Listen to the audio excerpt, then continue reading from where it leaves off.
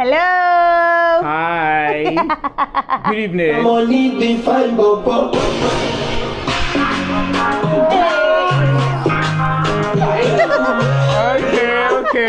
Okay. Good evening. Yes, Dami is excited this evening. Oh gosh, I'm tall.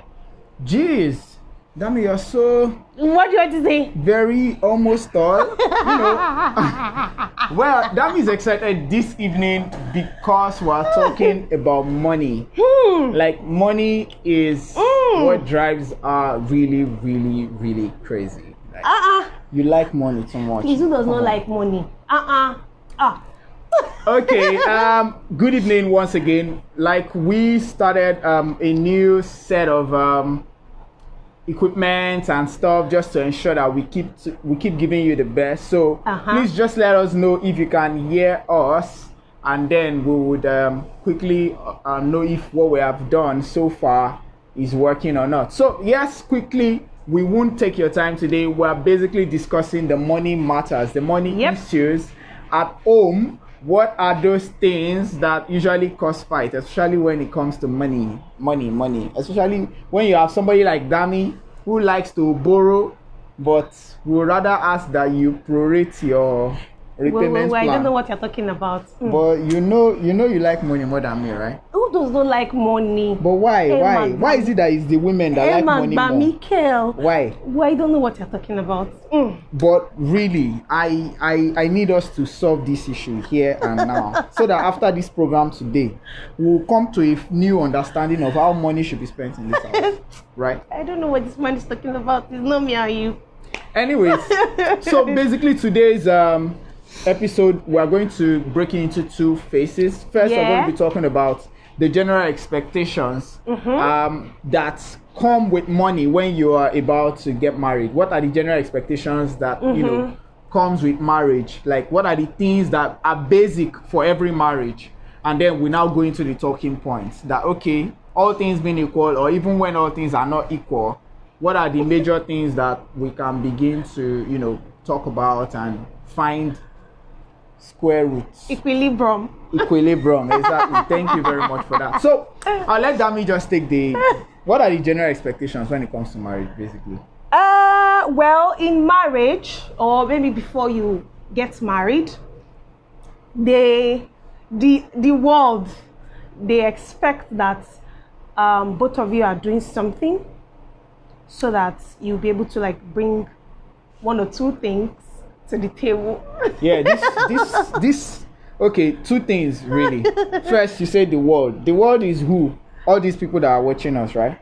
The village people, the no, city I'm people. just saying that ideally, yes, it's just normal that you want to get married, you should have something you're doing, be it being a business, or you're working, or you are whatever, do something legally, please, Angel. Anyways, what she's trying to say is that, of course, it will not be nice for you to get married, especially as a lady, and as a man. Of course, I don't know. Are there men who just decide that they want to get married and they don't have jobs, like they don't have what they are doing? Where is the money going to come out from? Anything. I don't know. Maybe my worldview is still kind of now some people just believe that when they marry, money follow me, bang bang. No, it doesn't work that way. Really, the basic thing you need to know is, first, before you get married, you both must have something you're doing. Right. The guy must have a job that brings in the money. The woman also must have something that brings in some level of money for her. Now, I want to ask, is it compulsory that the woman earns enough, like almost as the man, or just have something, even if it's 10 naira you're making every day? Well, marriage is a partnership. Two people are coming together to become one. So it doesn't really matter. So far, the husband is working, the wife is working. Both of you can afford your basic what's the word? Exactly. You can feed yourself, you can buy clothes, you can, pay for your bills. Okay. Regardless, it doesn't have to be, how do I put it now? Yeah, you don't have to earn on the same level. Yeah. But does it matter if the wife is earning more than the husband? Well, to me, it doesn't really matter. That's why you guys are one. I don't know. But you know you are earning more than me. Who is that? You. All those shoes you sell every day. General expectations. Anyways, also, this one we contested it before the show, that it is expected generally that it is the man who takes care of the responsibility at home, right? The general expectation. General expectations, really. Yeah. We can argue this. I think it is the man. Dami is a feminist. She thinks that anybody can take feminist. up the role. But if I ask her to start taking up the role now, she will start telling Kilo me, Fimikwe, please. can you do it for like 1 month? Let's try August. Like, you should take care of me. I'm a baby boy. Am I not taking care of you? Call it the chop up ye. Okay, this is the sign of chop up. Just look at me. See chop up. Now see chop up. Leave me alone. Let me carry you so the world can see chop up. We are talking to our people. Okay, now let's get serious. We've established some of the facts. First, we've said before you get married, both of you need to have what you're doing. Also, it doesn't matter who earns more. Just make sure you bring something to the table. True. If the husband is bringing bread, please bring butter or akara. Obama. Anything Or that moi you moi. or water even. Or your mouth. Don't just bring your mouth.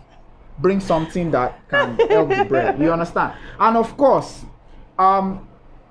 generally, a man should be able to take care of his home. I don't see why any man would get into a relationship or marriage contract without the wherewithal, without a plan, without a goal to take care of his family. So, having said all of this, now let's look at the talking points. Now, in the case where a woman is more blessed than the husband, and or she's at least as blessed as the husband, and she's able to make her own money, is it the right time to start saying my money is my money, my husband's money is our money, so all of the responsibility should still fall on the man? Like, should the man still always have to be the one to put money down for everything?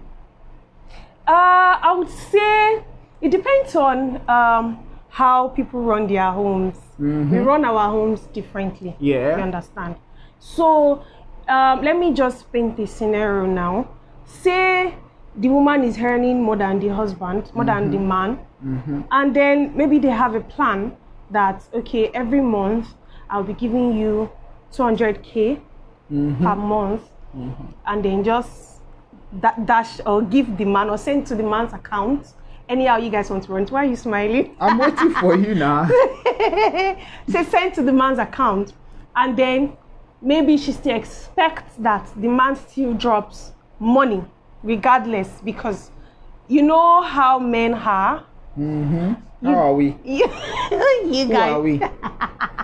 you guys, you have your ego, you know. You want to be the one to drop the money. You want to be the one to, like, when your wife comes to you, you want to be. Okay, so it's the woman should do it just to pamper the man's ego sometimes. Is that what you're saying? I don't know how, like, different people, different strokes for different folks. Yeah.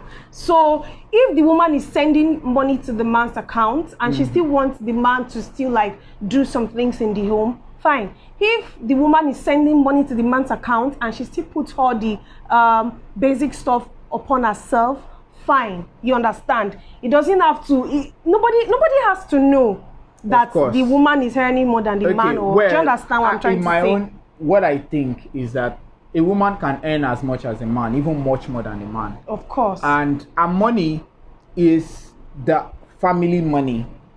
It does not necessarily have to be spent, but it is actually for security.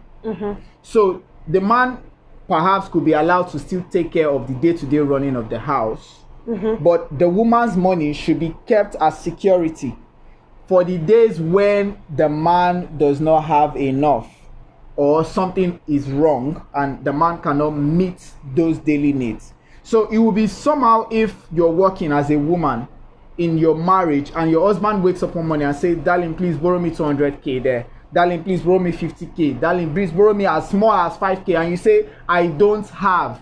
It is wrong. What exactly have you been working for? What exactly have you been doing business for if you cannot step in that case to help your man? So I like to believe that, those are some of the reasons why some men, have issues with their wives. When they know that this woman is clearly doing something, but she just would not drop her money for anything in the house. I think some people are just stingy.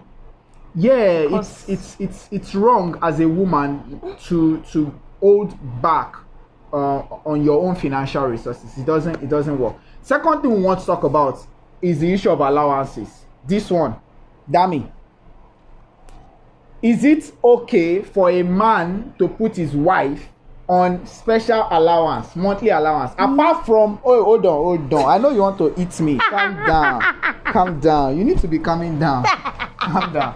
Apart from the monthly upkeep, I've given you X amount to take care of the house, buy the toiletries, buy food, take care of everything that needs to be taken care of, and then the wife expects that allowance should still come. Yes. What are we allowing? Okay, so you give your wife a certain amount of money for the month, for the home, to buy necessary things in the home. Why are you laughing? You're serious. And then I'm serious. And then it is just normal. It is for you to give your wife a certain amount of money for herself, because yes, she has the money that she's earning, but then extra stuff by the side for things that she needs, like a lot of things. Hey, that's the problem with women. They have imaginary needs in their head that they cannot sometimes even talk about. Like, I need money for what? I just need money. Sometimes we just want to see the money in our account. Just want to have money in your account. The money is mine. But the money is not crying in my own account. I want it in my account. Why? So please, I think we need your help in solving this. Do women actually still need allowances apart from them having the upkeep? We need to understand, really, because I don't know. I need allowance too. Nobody's giving me allowance. Like, she's not even allowing me to be the husband, but she wants me to allow her to be the wife. How does it work? I don't know what you're talking about. Then also, there is another thing we want to talk about, and that's spending habits. Now, this one is quite critical, especially for couples. Whether you're married or you're yet to marry. Now, one thing I learned before I got married was that two spenders cannot marry each other. Bam. Two spenders. If you are a spender and your wife is a spender, or your husband is a spender, you're going to have financial crisis at some point in the house. There has to be a balance. There has to be somebody to checkmate the other. So if one is a spender, the other has to be the saver, or the one who is willing to invest. If both of you are all about spending, there won't be money for the spender here. Between me and you. Only God knows. Only God knows. But the spender knows his or herself. Shebi. But we know that somebody likes to spend. Right. When the money is there. Once somebody says money has come, somebody is already putting budgets down. Well, the cocoa of this talk show is that spend responsibly.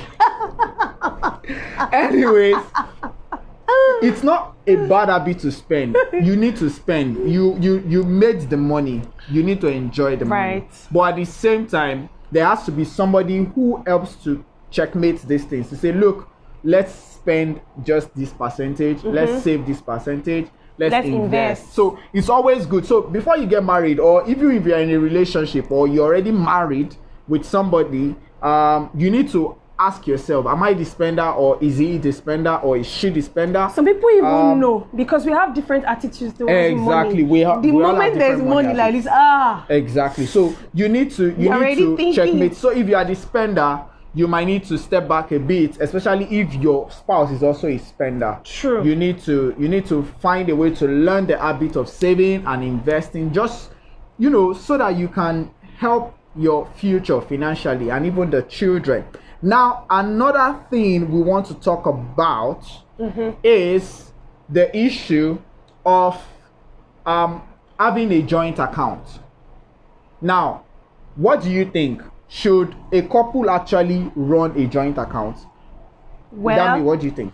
Well, like I said, we run our homes differently. Of course. What works for couple A might not work for couple B. You get? Like me, I have different accounts. Olówó ayé ẹ̀rọra. Get out. But then we also have a joint account where, okay, maybe you want to plan for the future. You want to get something together for yourself. You understand? So, and then it's okay to do that. And then it's also okay for couple to have joint account if it works for you. If you know that when you drop the ATM, money will not be alert is entering and then money is going. If it works, if both of you know that, okay, we can do this together, then it's fine. You people can put your money together anyhow as you please. But sometimes we men, we just want to do things. We just want to, buy things for ourselves. Because you are the natural buyers, spenders. Please, I don't know what this man is talking about. I'm talking to... You like to be in charge of debit.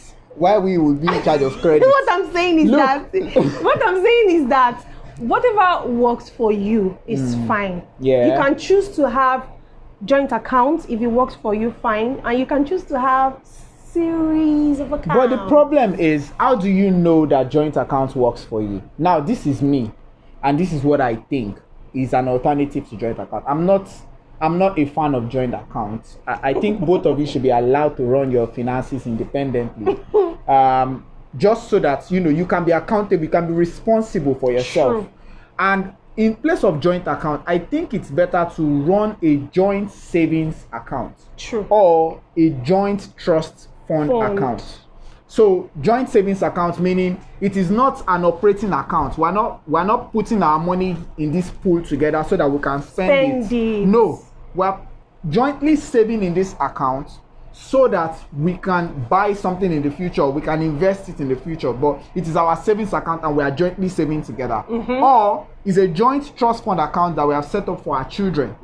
True. To say, oh, okay, let's start putting money so that our children can study abroad all their lives. So let's start dropping 100k every month into this trust fund account. Now that's the kind of account you both can run. But to say our daily expenses, we run a joint account where we can pull money from. I think that's although what if it works? Yeah, but how do you know it will even work? That's why what we talked about earlier on has to come in place. You knowing that you are the spender and knowing the other person, because it will be somehow if I know you have the ATM to the account and I'm just in a board meeting, I'm trying to see how money will enter and I'm seeing debit alert. It will run me mad, for crying out loud. You know who the debit card is with now. I know. And when you get home, once the money has gone out, it can only shout. You cannot flog the person to bring back the money. So that's why joint accounts, it can give you IBP, it can give you cardiac arrest even. So please don't try it if you know if it works. Your mind cannot carry it. It can work. Yes. But it may not work for you. Right? It's a two-way thing. You never can tell. It can Two more things before we go. First one, we'll talk about wills. Now, at what age should a couple actually start thinking about writing a will? Because I like to believe that a lot of people who probably have done quite well for themselves, have just, and they didn't live long enough. They died and they left their family and without nothing, and they just died, and the banks and the pension and the everything. If you are working and you have a pension account, and you're working in a company or you're in business and you have money anywhere, as long as that money is enough to take care of anybody in this life, if you die, now death is something that we don't all want, but it can happen anytime, really. True.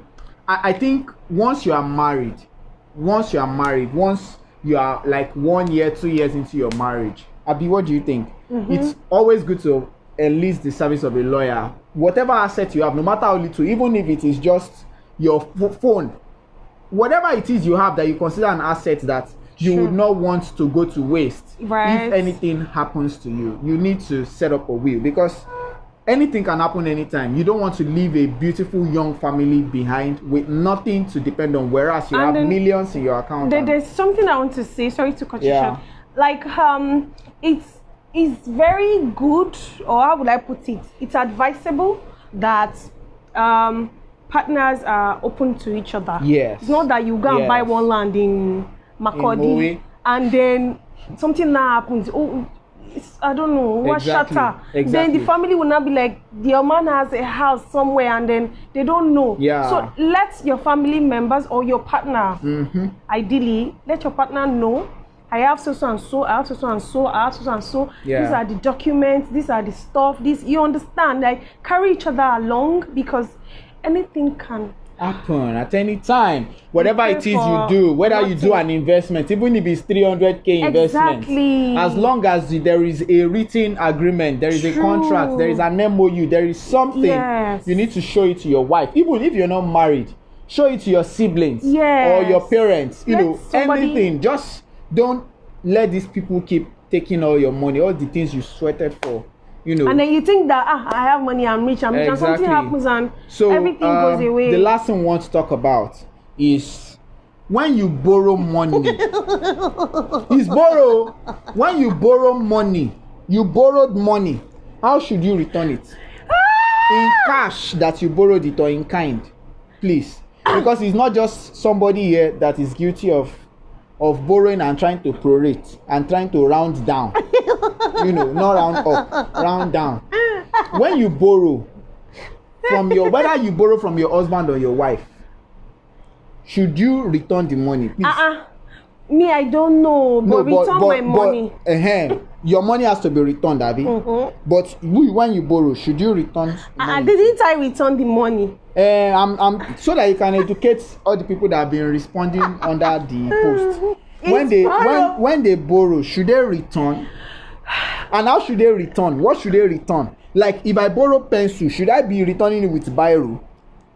Well, we run our own different. It's not a matter of no. Now you cannot go to borrow money. I know. I'm just joking. Now. You now say we run our banks differently. It does not happen. I'm just joking, guys. But then, if you borrow money from your partner and return it, it's just ideal. Don't go and cook chicken and say that's your money you are eating. Return. It's not fair. It's true. Now. Return it because of another time. Your partner can trust you. What's that? Shift. Especially if you return the exact amount you borrowed. Return when you borrow, because there will be a day you need it urgently, and they will not remember that that last day you didn't return it. Only shatter. But then you're still owing me my jara. That is how we come to the end of today's episode. Why are we coming to the end? Where's my jara? Thank you, Green Bliss, for supporting us all through and giving us opportunity to run this show every Saturday. Thank you, James Fruities, for all the fruity goodness you supply to us on a weekly basis, making us fresh and beautiful and dimpulated like Dami. Thank you very much, all of you who take your time out to watch us week in, week out. We love Thank you to everybody who subscribed to our YouTube channel. We hit 100 subscribers last weekend. We actually forgot to celebrate online, but we're going to be celebrating that maybe after this show. Yes, thank you very much for the love you are showing to the Globios. We don't deserve it, but you have counted us worthy of your love, of your time, of your data. Thank you. What can we do to help people with data on this show? Like, we'll think about it. They will say we should do giveaway. Maybe we will do giveaway eventually. But that's it. We want to let you guys know that we really, really appreciate you. We love you. And we hope that you keep coming back. Your suggestions will be really welcome on how we can ensure that this is more educative, more funny, more insightful, more engaging, more beautiful. And we hope that we've been able to solve all of the audio issues that, plagued the first to third episodes. Yeah. And we hope you really, really enjoyed this show. So Yes. next week we'll come again your way with another interesting couple issue that you can relate with, we can relate with, and we can all talk about. So till next week, we come Please again. subscribe to our YouTube Please subscribe to our YouTube channel. Let's see if we can get to 200 before the end of August, and then slowly and surely we grow together. Have a wonderful, wonderful Saturday evening, and I want to wish Chelsea fans all the best tonight, hoping that they will reduce this affliction by get out miracle.